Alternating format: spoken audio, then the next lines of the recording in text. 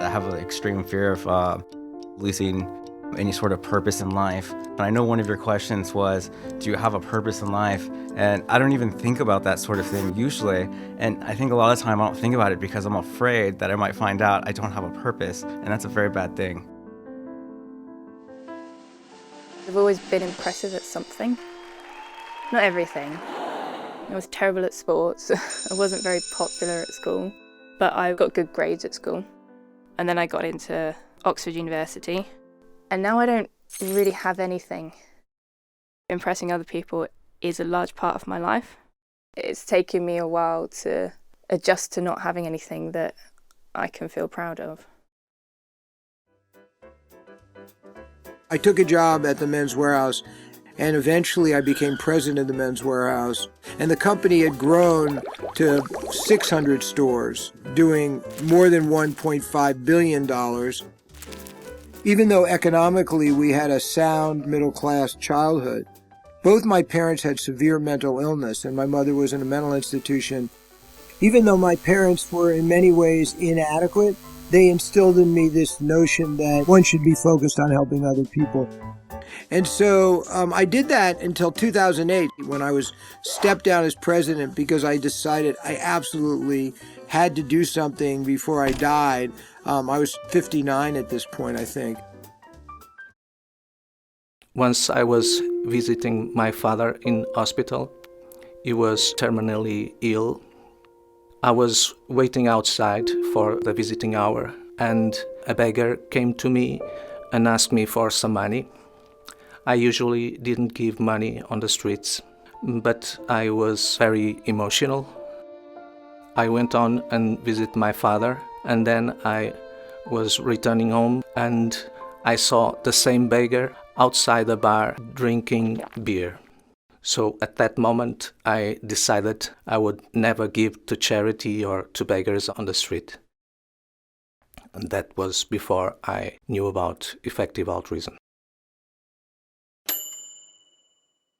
Effective altruism is something that a group of us started a few years ago, and now it's a growing social movement that uses evidence and reason to determine the most effective ways to improve our world. That could be fighting extreme poverty, supporting animal welfare, or reducing the risk of human extinction. So, for example, if you wanted to help people who are suffering from blindness, well, it costs about $40,000 to train one guide dog for an American. Or it costs the same amount to cure around 2,000 people of blindness if they're suffering from trachoma.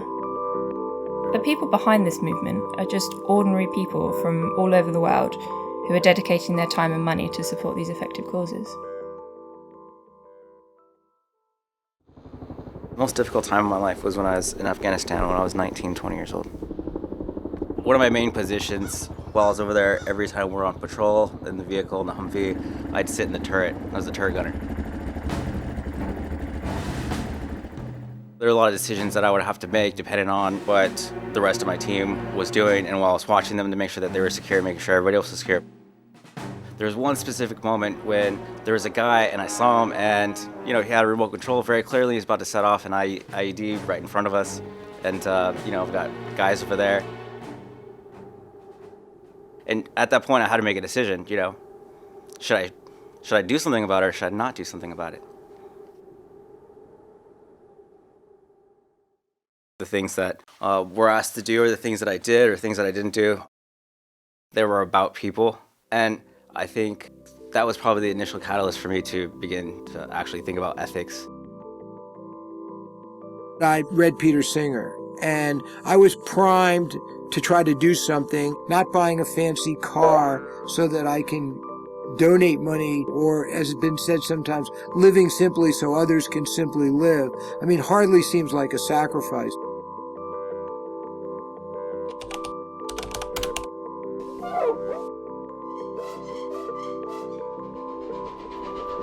I feel a lot of pressure to make this organization have a very, very large impact. So it's become, oddly enough, more pressure than being president of a $2.5 billion retail company, because after all, in the end, you're just selling suits. So managing this organization with the team feels like, if I do things wrong, lives will not be saved or people will die unnecessarily. All that my parents taught me was significant to me, and also I think my ethical background comes from my upbringing in Catholicism. I felt the need of giving something back. I didn't quite know how to do it with a true impact. So nowadays I spend almost all my free time volunteering towards promoting effective altruism. I do so by graphic design. I do also some translations, and also with my artwork. Recently I did an exhibition where I traded my artwork for donations to the Against Malaria Foundation. For the first few years of being involved in effective altruism, it made me feel so much better about myself, to be working on important projects. As soon as I started accepting a salary, I felt a responsibility to really be worth that money being spent on me. And it was that sense of responsibility I just found too stressful. No one else was telling me off or telling me I needed to do more work. I didn't think I was living up to my own standards, really. I think the biggest problem I have is depression. And ultimately, it meant that I left. One of the big sources of stress in my life at the moment is feeling like I'm not doing as much good for the world as I should be able to. Now I need to move on to the next step in my career, in my life, and I don't know what that is. Whatever personal struggles I've had, they've been helped by working in the area of helping people in extreme poverty, because I can see that anything that I'm facing is kind of minor compared to that. Diving into the life you can save, I really feel that in many ways the life that I'm saving is my own life.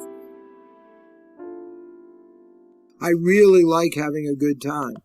I probably drink more alcohol than I should. I probably eat some foods I shouldn't.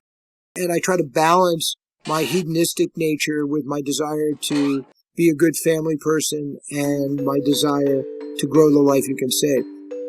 That's not an ethical position, it's just how it is. I'm also always afraid that there isn't such a thing as altruism, that everything ties back to the self.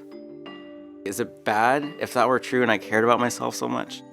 It's supposed to be like a happy medium, Effective altruism would never spread if we were always giving up so much of our money. In fact, the idea is just ludicrous in the first place. Those people need to live, but then, so do we.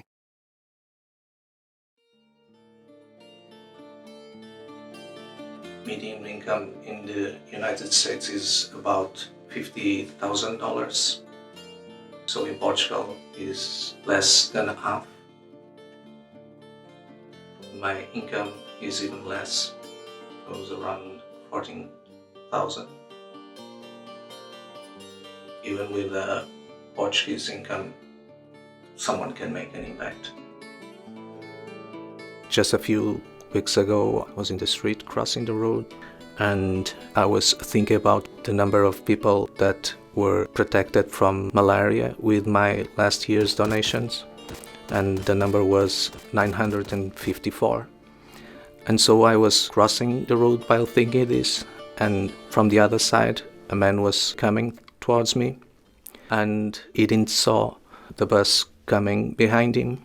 And so I was thinking about that number, and something went like this in my mind: 954. I stretched my arm and stopped the man and said to myself, 955.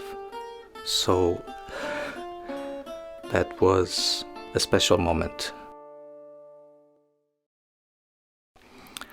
I think the most difficult moments in my life are related to the loss of those I love.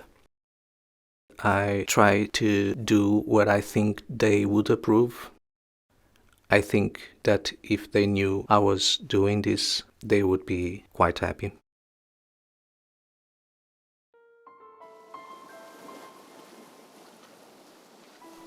Having a purpose in life, and such a strong one, means that when I'm having a really bad day, it's something that tells me I need to stay here because I still have work to do. Even though the problems of the world are so huge, what you do still makes a difference. There are thousands of starfish growing out on the beach. You'll never save the world in time. It can't possibly matter. It matters to that one. It doesn't matter how big the problem is, what you do matters.